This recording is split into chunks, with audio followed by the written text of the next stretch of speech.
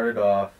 I think almost 4 years. Yeah, Andrea and I were playing for like a bit together with these other two guys, and then we said, okay, let's get another guitar player, and then we called up Joey, and became Flyleaf. People jammed and stuff. Yeah, there was 3 of us went to SFU and lived in residence. Earl almost lived in residence. He knew a lot of us. He visited. Hung out up there.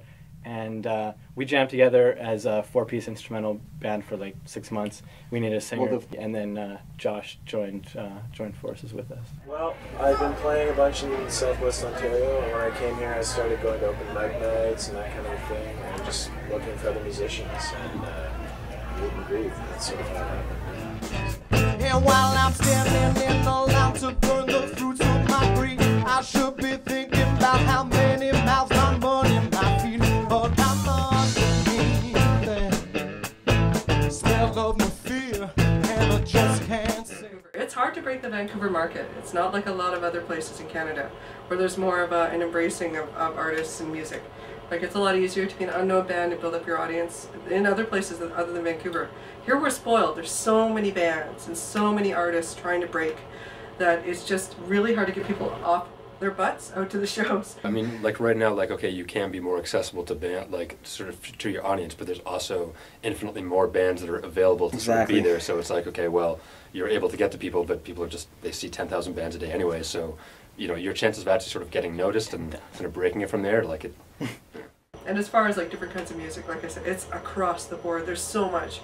We deal with jam bands and group bands and rock and roll and country and all sorts of different bands and genres that break off even more. There's like groove country, there's you know, indie pop rock.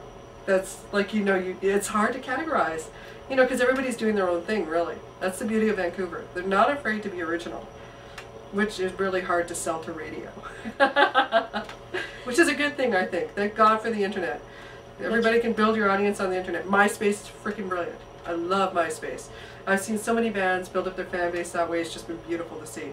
And I've booked bands from out of town who've contacted me that way. So it's kind of cool. You get to check them out that way. MySpace, I was a latecomer to MySpace compared to a lot of musicians. And I started to find that people, even though I've maintained my own website for years, people were saying to me, you know, if you want me to listen to this, send me to your MySpace page. You know, so somewhere, I don't know when it happened, but it sort of became a pseudo industry standard for booking agents or label people who are kind of wanting to listen to music. And it's a great networking tool for musicians. You know, you can go on there and you can easily meet all kinds of other people who play music that's sort of in your genre that you appreciate. Bands use it to cross borders or go to other towns. They meet people there. And in terms of for my fans, it's just an easily maintained website where you can hear and download my music. You know, so it's become now I send more people to my MySpace than I do to my website. So that's been a recent kind of trend. MySpace is pretty it's just unrelentless these days in music.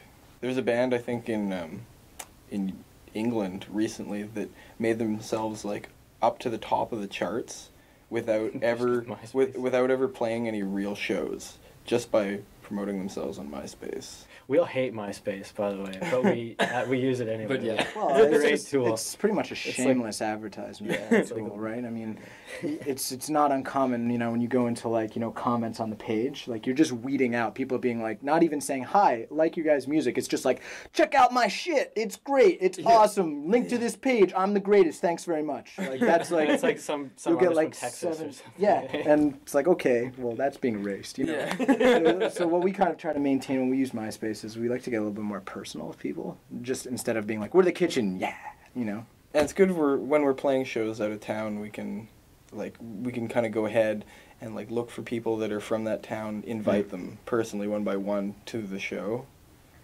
rather than just sending out a bulk email. I mean, you can't just send something to everybody that's in Nanaimo or whatever.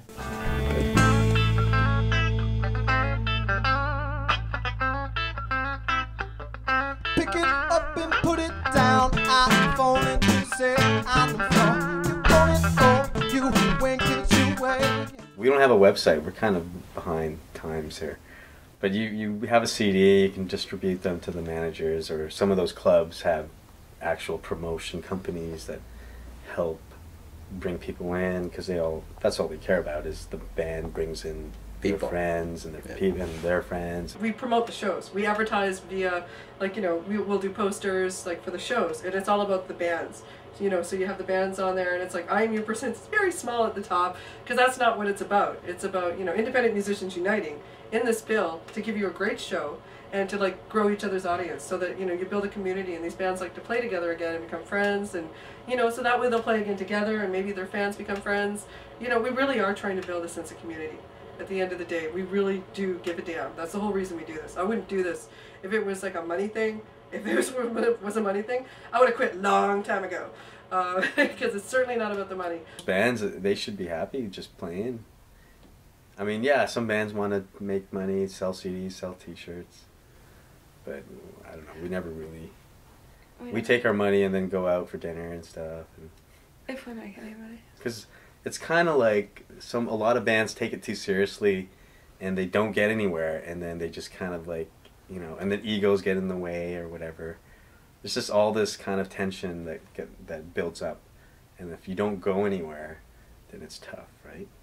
I guess we've all got other stuff going on, and so it's not like we're banking on this particular project to, you know, to be a career. But I think we'll stick with it until, you know, until something else comes along. As long as you can bring it on stage and you're really authentic and you're connecting with an audience, then you're doing what you're supposed to be doing.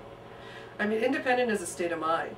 So it's like you can be any kind of music, and if you're just trying to do the best job you can, and it's your own style, and you're not afraid to just express yourself honestly and authentically, and just be who you are, and put it out there, then you're being independent. You know, anything that you want to do is possible. Yeah, thanks for having us. My name is Marnie Baines. My name's Stephen Headley. I'm a singer-songwriter in Vancouver. Thanks a lot. We're here to learn. Hi, we're the kitchen. Why I do wanna keep